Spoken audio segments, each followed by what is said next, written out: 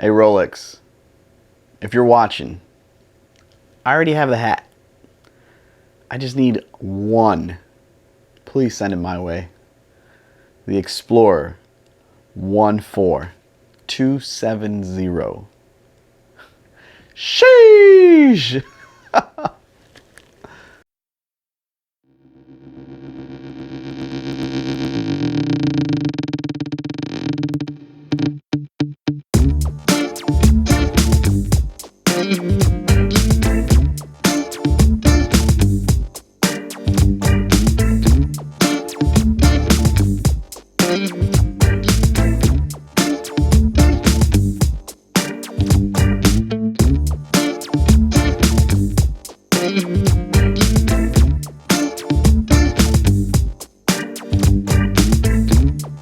YouTube, what is good? Welcome back to Timeless Sneakers and Watches.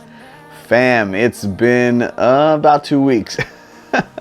I'm trying to stay consistent with the uploading, but let's be realistic. I don't do this full time, and obviously I do have other obligations, whether it's professionally for work or daddy duties and just family time. Sometimes it's very tough, right, to just be able to produce the content at the pace you want. But I want to thank you all for checking in. Let's be honest, guys, one of the perks and really one of the things that I love the most from this hobby in the short time that I've been part of this beautiful community is the friendships that I've been able to build along the way. And I've gotten to meet some amazing people, and I'm thankful. I'm thankful for their lives, for their trust, and really just for being the great individuals that they really truly are. This video was possible, and I truly thank from the bottom of my heart my good friend ALDO. I met ALDO through Instagram, and we've had the opportunity to chat. I've met him in person, and luckily he's here local to me, and so with about a 45-minute drive, I was able to meet ALDO in person, and it's been such a great friendship. I am gonna leave his link to Instagram down below. Guys, ALDO has an amazing collection, and ALDO was just graceful enough to open up the doors to his collection and allow me to review a couple of his pieces. Also, right, Miguel from SoCal Watch Reviews, Dave, the Schwartz Force, P. Ross, and the list goes on of just everyone that I've been lucky enough to build a friendship with. And so, ALDO, thank you so much, bud, for lending in this beautiful Rolex Explorer 1. I truly am thankful. And guys, you guys are in for a treat. This is such a beautiful piece, and one that I was so thankful to get the opportunity to actually experience. I mean, it's no secret for a lot of us watch enthusiasts, especially in our early stages of collecting, it's one of those grail pieces. To be able to handle a Rolex Explorer 1 14270 this early on in my YouTube career is amazing. And so, guys, let's dive right in.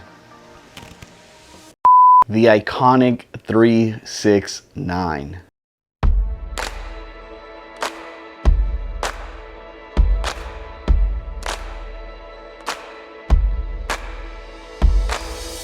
It's just a watch that a lot of us in this watch journey, right, in this watch hobby, strive to own one day. And the Rolex Explorer has always been one of those watches that personally as well I've always had at the top of my list, right? And this reference here that you're seeing, guys, the 14270, based on the research, right, that I was able to do and just talking to ALDO about this piece, is part of the E series references out there. It's probably late 1990s, early 1991. So a beautiful example of these models. Now, it's no secret, right, that the 14270 came after the infamous and very popular reference 1016 or the 1016, which we all know. And if you've been into Rolex or you're just starting to get into this watch hobby, I'm sure you've heard of the reference 1016. Now, the reference 1016 ran for about 27 years. That is a long time.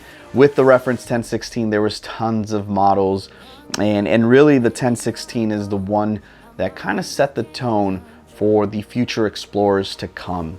The iconic 369 and really just the watch itself really set the tone for what was to come and really what it's become to this point. First released in 1989 at Basel Fair.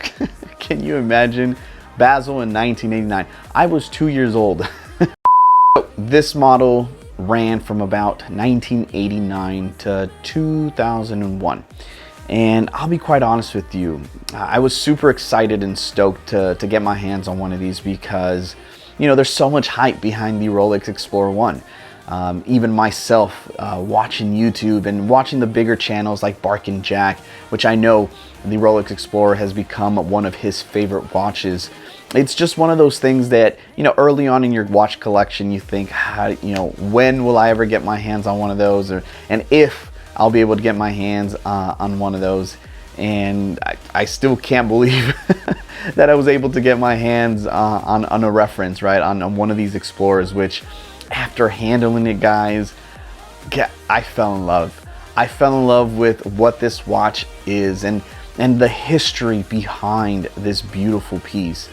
It's just one of those that as you look, I mean, just look at the design language. It's sporty, yet a little classy and dressy, right? It's the do-it-all watch, in my honest opinion. And it's one that I extremely enjoyed the time I had, you know, the watch in hand and really just got to experience it. I mean, just shooting the B-roll shots for this video, getting to take pictures, right, on my IG. As I stared at that watch, I was just like, wow, like this is a part of Rolex history I am holding. And as a watch enthusiast, sometimes it's the history, right? It's the process to, you know, the end game that matters the most. And I truly enjoyed just handling this piece for what it was. Now, the cool part about this reference ALDO has also is that this one, you know, most likely was produced during the time frame of the blackouts, right?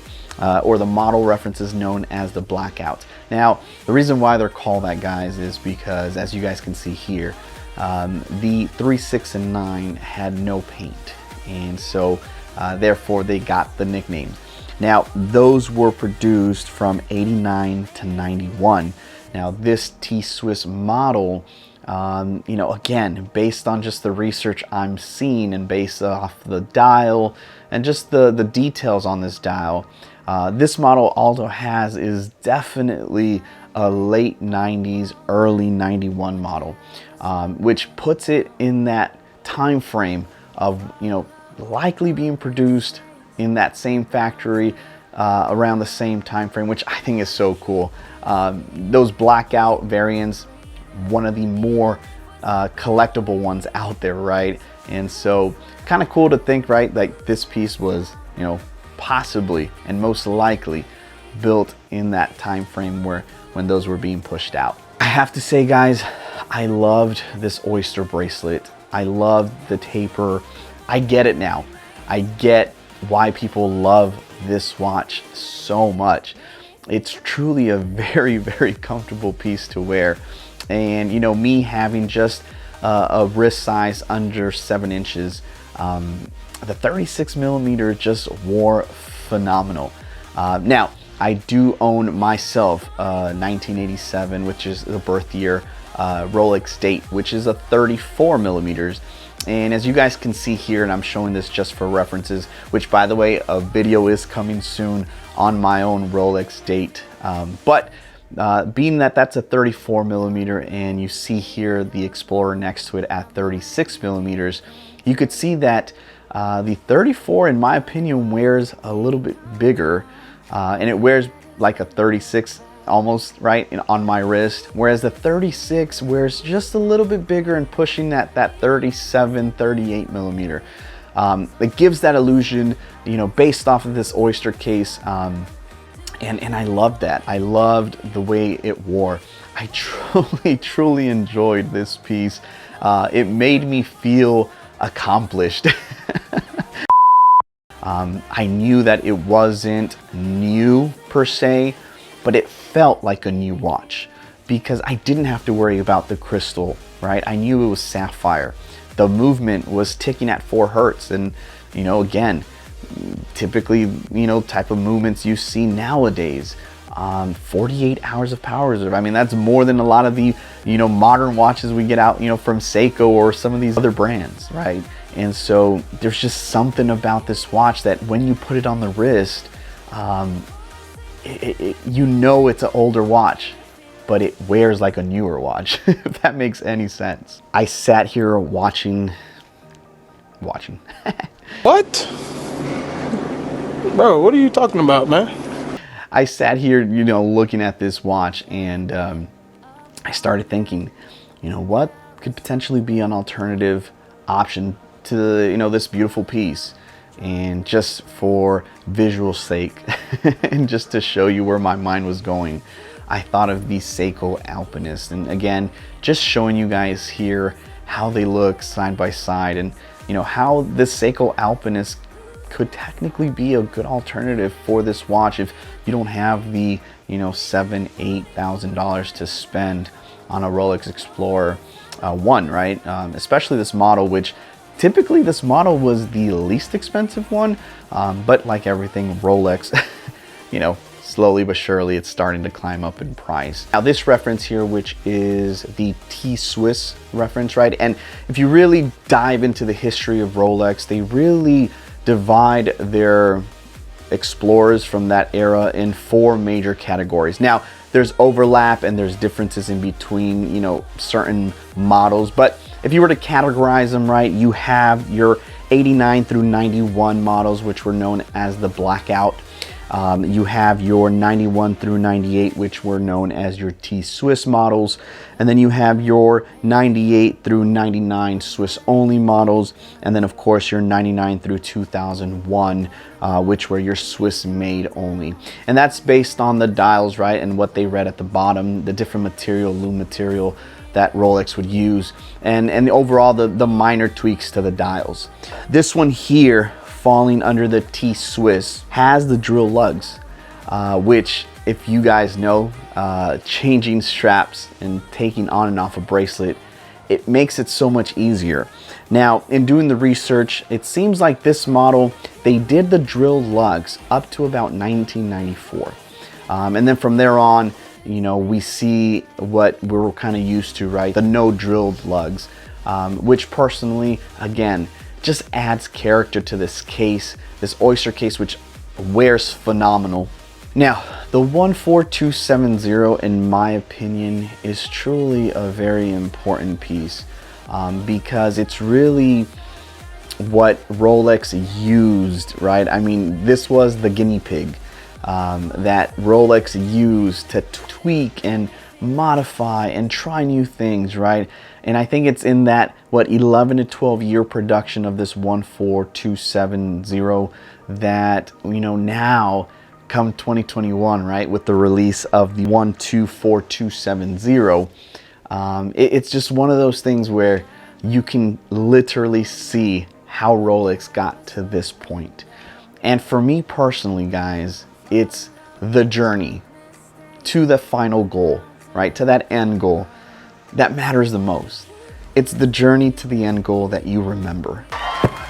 Overall, ALDO, I have to say you have an amazing piece, and thank you so much for allowing me to experience it, for allowing me to share it with the world and the YouTube community and the watch fam. So if I had to choose one or the other, now granted, I love the new model, right? No doubt is a better made watch.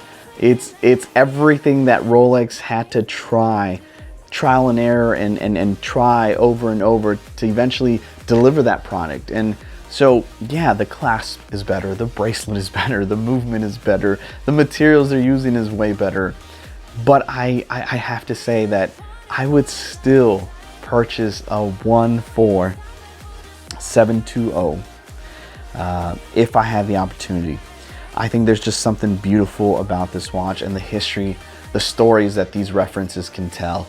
And therefore, I think that this is a great buy. I think that, you know, you can't go wrong with either option. I think that if you go with the newer model, obviously you're going to be getting all the perks, all the benefits, everything that you get with new technology.